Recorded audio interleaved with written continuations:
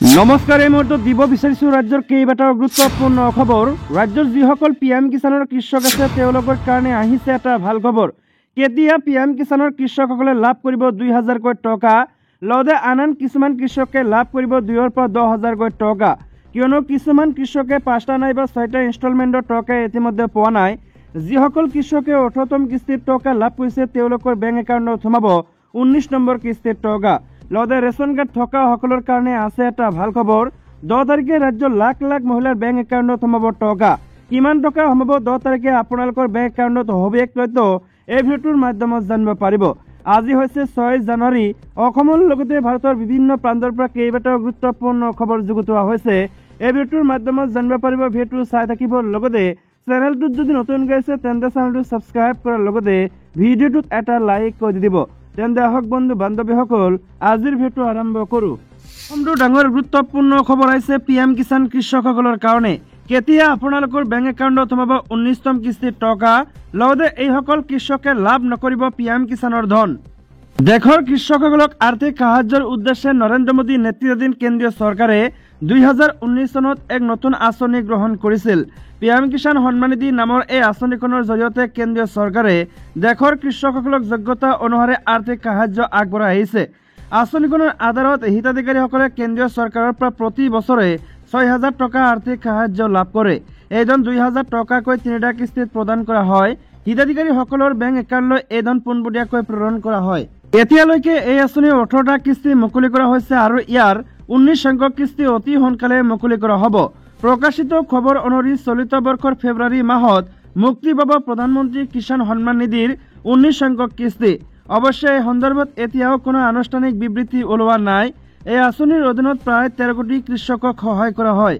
চৰকাৰী আঁচনিৰ কিস্তি প্ৰতি 4 মাহৰ মূৰে মূৰে মুকলি কৰি দিয়া হয়। এই আঁচনিৰ অন্তিমটো কিস্তি বিগত বৰ্ষৰ অক্টোবৰ মাহত মুকলি কৰা হৈছিল। সেই অনুসাৰে ফেব্ৰুৱাৰী মাহত 4 মাহ সম্পূৰ্ণ হ'ব। গতিকে ফেব্ৰুৱাৰী মাহত পিএম কিষাণৰ পৰৱৰ্তী কিস্তি মুক্তি পাব পাৰে বুলি কল্পনা কৰা হৈছে। এই আঁচনিৰ সুবিধা গ্ৰহণ কৰিব বিচৰা কৃষকসকলে অনলাইন আবেদনৰ জৰিয়তে আঁচনিৰ হিতাধিকাৰী হোৱাৰ বাবে আবেদন কৰিব পাৰে। লাখ লাখ মহিলালৈ আহিছে মাঘ বিহুৰ উপহাৰ।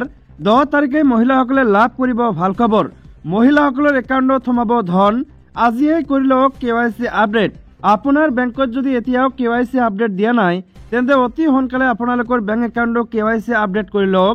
কোনসকল মহিলাৰ একাউণ্টত সোমাব ধন, মহিলাসকলৰ উপৰিও আৰু কোনে কোনে লাভ কৰিব এই উপহাৰ। ৰেচন কাৰ্ড অৰুণোদয় থকা লাখ লাখ পৰিয়ালৰ মহিলাই লাভ কৰিব এইসমূহ ভাল খবৰ। প্ৰতিগৰাকী হিতাধিকাৰীয়ে মনত ৰাখক 10 জানুৱাৰী শুকুৰবাৰৰ দিনটো অৰুণোদয় আঁচনি পোৱা প্ৰতিগৰাকী মহিলাই লাভ কৰিব 1250 টকা। নতুনকৈ অৰুণোদয় পোৱা মহিলাইও পাব এইসমূহ ধন। ৰেচন কাৰ্ড থাকিলে আপুনি লাভ কৰিব মাহে 1250 টকা। এই ৰেচন কাৰ্ড থাকিলে আপুনি লাভ কৰিব নিৰাপত্তা। ৰেচন কাৰ্ড থকা প্ৰতিটো পৰিয়ালে লাভ কৰিব 5 লাখ টকাৰ বিনামূলীয়া চিকিৎসা সেৱা। ৰেচন কাৰ্ড থাকিলে লাভ কৰিব চৰকাৰী ঘৰ। প্ৰধানমন্ত্ৰী আৱাস যোজনাৰ জৰিয়তে চৰকাৰী ঘৰ আপোনালোকে লাভ কৰিব যদিহে আপোনাৰ আছে ৰেচন কাৰ্ড। ৰেচন কাৰ্ডখনেই হ'ব আয়ৰ প্ৰমাণ পত্ৰ। ৰেচন কাৰ্ডখনেই হ'ব আপোনাৰ পৰিচয় পত্ৰ। 10 জানুৱাৰীত বৃদ্ধ পেঞ্চন আঁচনিৰ ধন আপোনালোকে লাভ কৰিব। বিধৱা পেঞ্চন, দিব্যাংগ পেঞ্চন আঁচনিৰ ধন সোমাব আপোনাৰ বেংক একাউণ্টত। এতিয়া আপোনালোকে KYC কৰা নাই আপোনালোকৰ বেংকৰ একাউণ্ট, তেন্তে এতিয়াই কৰি লওক KYC আপডেট। আন এটা ভয়ংকৰ খবৰ হৈছে বিজেপিৰ জালুকবাৰী মণ্ডল সভাপতিৰ মৃতদেহ উদ্ধাৰ। মহানগৰীৰ পাণ্ডুত সংঘটিত হৈছে চাঞ্চল্যকৰ ঘটনা। মালিগাঁৱৰ শংকৰনগৰত উদ্ধাৰ হয় বিজেপি মণ্ডল সভাপতিৰ মৃতদেহ। মূৰত আঘাতপ্ৰাপ্ত অৱস্থাত ঘৰৰ সমীপত উদ্ধাৰ হয় বিজেপিৰ জালুকবাৰী মণ্ডলৰ সভাপতি কমল দেৱ। প্ৰাতঃ ভ্ৰমণত যোৱা লোকে পথৰ সমীপত তেওঁক মুমূৰ্ষ অৱস্থাত প্ৰত্যক্ষ কৰি ততাতৈয়াকৈ স্বাগত হস্পিটেলত ভৰ্তি কৰায় যদিও চিকিৎসকে তেওঁক মৃত বুলি ঘোষণা কৰে। দেহটো মৰণোত্তৰ পৰীক্ষাৰ বাবে GMCHলৈ প্ৰেৰণ কৰিছে। জানিব পৰা মতে মূৰত আঘাতপ্ৰাপ্ত অৱস্থাত উদ্ধাৰ হৈছিল কমল দে। মৃতকৰ পাণ্ডু স্থিত বাসগৃহত এক শোকাকুল পৰিৱেশ বিৰাজ কৰিছে। ইতিমধ্যে ঘটনাস্থলীত উপস্থিত হৈছে মহানগৰ নৱনিযুক্ত আৰক্ষী আয়ুক্ত পাৰ্থ সাৰথী মহন্ত। নিশা ঘৰলৈ উভতাৰ পথত দুৰ্বৃত্তই হত্যা কৰাৰ সন্দেহ প্ৰকাশ কৰিছে আৰক্ষীয়ে। মৰণোত্তৰ পৰীক্ষা দুটা ঘটনাৰ তদন্তৰ পাছতে কমল দেৰ মৃত্যুৰ ৰহস্য ফাদিল হ'ব। ৰাজ্যৰ আন এটা ডাঙৰ গুৰুত্বপূৰ্ণ খবৰ হৈছে আজিৰ পৰা আৰম্ভ গুণোৎসৱ। অংশগ্ৰহণৰ সিদ্ধান্ত কলেজ শিক্ষক সন্থাৰ। ৰাজ্যত আজিৰ পৰা আৰম্ভ হৈছে প্ৰথম পৰ্যায়ৰ গুণোৎসৱ। স্ব-মূল্যায়নেৰে আৰম্ভ হোৱা এই গুণোৎসৱ 16,556খন বিদ্যালয় সামৰি লৈছে। প্ৰথম পৰ্যায়ত 11খন জিলাত অনুষ্ঠিত হ'ব গুণোৎসৱ। 6 জানুৱাৰীৰ পৰা 6 ফেব্ৰুৱাৰীলৈ অনুষ্ঠিত হ'বলগীয়া গুণোৎসৱে 3টা পৰ্যায়ত ৰাজ্যৰ সকলো জিলাক সামৰি ল'ব বুলি জানিব পৰা গৈছে। প্ৰতিটো পৰ্যায়ত 4 দিনকৈ হ'বলগীয়া গুণোৎসৱৰ প্ৰথম দিনটোত বিদ্যালয়ৰ স্ব-মূল্যায়ন হ'ব আৰু পৰৱৰ্তী দিনকেইটাত হ'ব বহি মূল্যায়ন।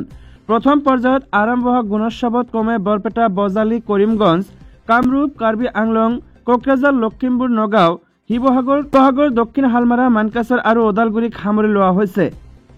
18 জানুৱাৰীৰ পৰা আৰম্ভ হ'বলগীয়া দ্বিতীয় পৰ্যায়ৰ গুণোৎসৱত 13খন জিলা ক্ৰমে বাক্সা, চিৰাং, চৰাইদেউ, ধেমাজি, ধুবুৰী, গোলাঘাট, হাইলাকান্দি, হোজাই, যোৰহাট, কামৰূপ মহানগৰ, শোণিতপুৰ, তামুলপুৰ আৰু তিনিচুকীয়াক সামৰি ল'ব। এইতে উল্লেখ কৰা প্ৰয়োজন যে আজিৰ পৰা অনুষ্ঠিত হোৱা গুণোৎসৱত অংশগ্ৰহণ কৰিব কলেজ শিক্ষক সন্থাই। শিক্ষাৰ্থীক শৈক্ষিক জীৱনৰ প্ৰতি লক্ষ্য ৰাখি সিদ্ধান্ত গ্ৰহণ কৰিছে সন্থাটোৱে। উল্লেখযোগ্য যে শনিবাৰে কলেজ শিক্ষকসকলৰ বিভিন্ন সমস্যা সন্দৰ্ভত শিক্ষামন্ত্ৰীৰ সৈতে হোৱা বৈঠকত কোনো সুফল নোপোৱাত 10,000 কলেজ শিক্ষকে গুণোৎসৱ বৰ্জনৰ সিদ্ধান্ত গ্ৰহণ কৰিছিল।